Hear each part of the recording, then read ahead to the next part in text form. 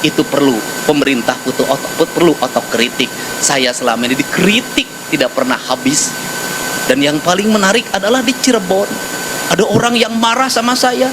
Jalan di Cirebon gorek, gubernurna lain bapak aing tapi bapak tere. Saya katakan jadi gubernur baru 2 bulan. Terus ketika dicek jalannya jalan kabupaten, kunaon jalan kabupaten ngamek ka aing ari sia, kunaon teu ngamek kabupati. Nah, kan menjadi aneh. Kenapa? Otokritik boleh, tapi harus logis. Perbanyaklah kritik pada saya. Pada apa? Gubernur banyak menghamur-hamurkan uang, gubernur banyak jalan-jalan ke luar negeri, gubernur lebih banyak menghabiskan kegiatan di Jakarta, di mana-mana. Gubernur tidak ngurus yang sakit, gubernur tidak ngurus sungai yang kotor, gubernur tidak ngurus tawuran, gubernur tidak ngurus anak mabok, gubernur tidak ngurus anak yang setiap hari minum minuman keras, gubernur tidak ngurus anak yang tidurnya rata-rata jam 4 karena setiap malam nonton game online Mobile Legend.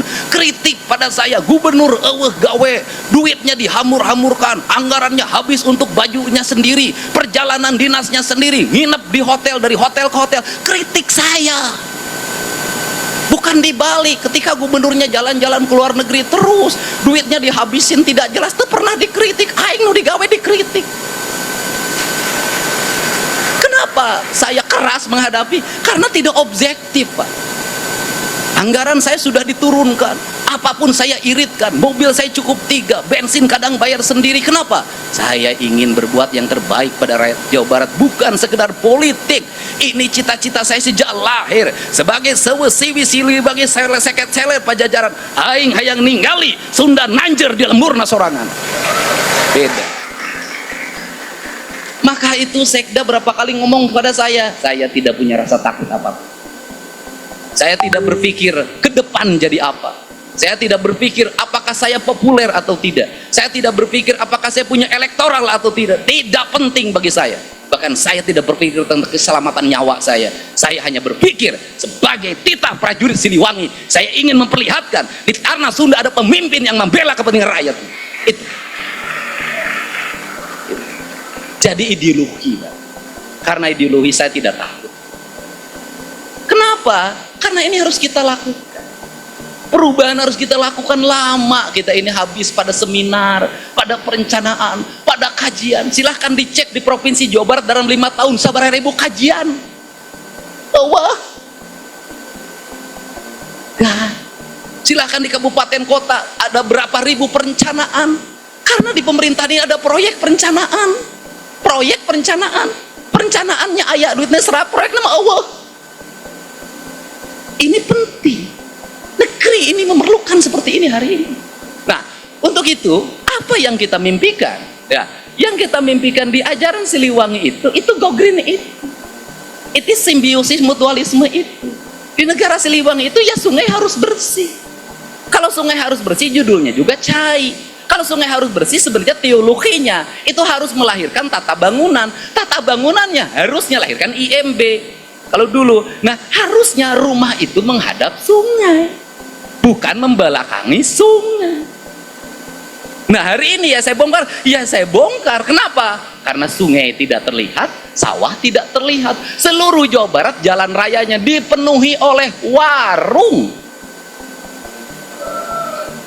Saya nanya Pak Wali Kota, Pak Gubernur, saya mau beresin BBWS. Itu warung-warungnya. Bapak nggak berani nertibin? Dari dulu Pak. Ya saya tahu dari dulu. Saya nanya, Bapak berani nertibin nggak? Dia mengatakan tidak berani. Ai wali kota wete wani komo lurah. Ini fakta. Nah, kalau seperti itu apakah saya akan membiarkan? Tidak. Saya akan datengin Pak. Saya akan rejak bicara. Kita kembali pada hak dan kewajiban. Itu milik negara. Kembalikan hak negara pada negaranya. Kenapa? Negara untuk kepentingan rakyat, bukan untuk kepentingan perorangan. Kunjungan Gubernur Jawa Barat, Deddy Mulyadi ke Kabupaten Cirebon dalam peringatan Hari Jadi ke-543 menuai sindiran tajam dari sejumlah tokoh masyarakat. Salah satunya datang dari tokoh Cirebon Timur, R. Hamzah YS, Ia menyayangkan sikap Deddy Mulyadi yang dinilai hanya hadir secara simbolis dan mengabaikan persoalan nyata di lapangan. Menurut Hamzahiyah, kehadiran gubernur dalam rapat paripurna yang digelar di gedung DPRD Kabupaten Cirebon, Senin, 21 April 2025, lalu, seolah hanya sebagai seremonial belaka tanpa kepekaan terhadap kondisi jalan rusak dan banjir yang melanda beberapa wilayah di Cirebon Timur. Saat kunjungan Kang Deddy ke Cirebon itu kan banyak persoalan, tidak hanya jalan rusak. Beliau datang juga di waktu bersamaan beberapa kecamatan terendam banjir, Jumat, 25 April 2025. Hamzahiyah menuturkan, masyarakat sempat menaruh harapan besar atas kunjungan gubernur, apalagi mengingat gaya kepemimpinan Deddy yang selama ini dikenal rajin turun langsung ke lapangan. Kami menunggu dari pagi hingga sore. Nyatanya Kang Deddy tidak ada agenda meninjau jalan-jalan rusak di Cirebon Timur. Entah apa alasannya, ini jelas bertolak belakang dengan kebiasaan beliau di daerah lain. Ia juga menilai sikap gubernur tersebut seperti menganggap enteng permasalahan warga Cirebon Timur. Terkesan persoalan kita sepele, dianggap biasa aja. Akhirnya menimbulkan kekecewaan yang mendalam dan terkesan daerah kami seperti dianaktirikan. Sindiran pedas pun dilontarkan, menyentil slogan populer, Bapak Aing, yang kerap melekat pada sosok Deddy Mulyadi. Slogan, Bapak Aing, kembali dipertanyakan atas tindakan Kang Deddy yang bertolak belakang ini. Apa mungkin untuk di Cirebon Timur, Kang Deddy Mulyadi itu, Bapak Tiri?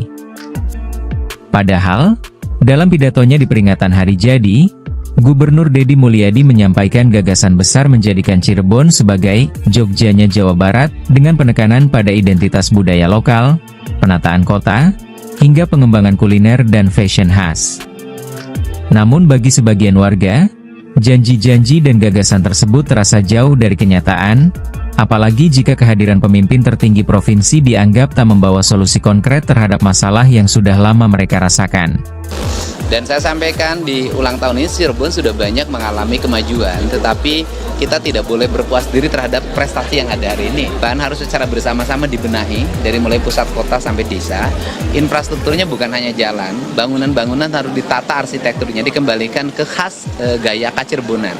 Kemudian pemerintah daerahnya harus terus mengembangkan inovasi tentang pakaian gaya khas Kacirebonan, karena Megamendung itu sudah menjadi trademarknya Jawa Barat hari ini. Rumah saya itu Megamendung banget, seluruh desain ruangannya Megamendung.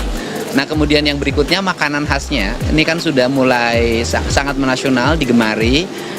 Ke depan dilakukan penataan si tempat-tempat makanannya, outlet-outletnya. Kemudian kota trotoarnya nanti bersama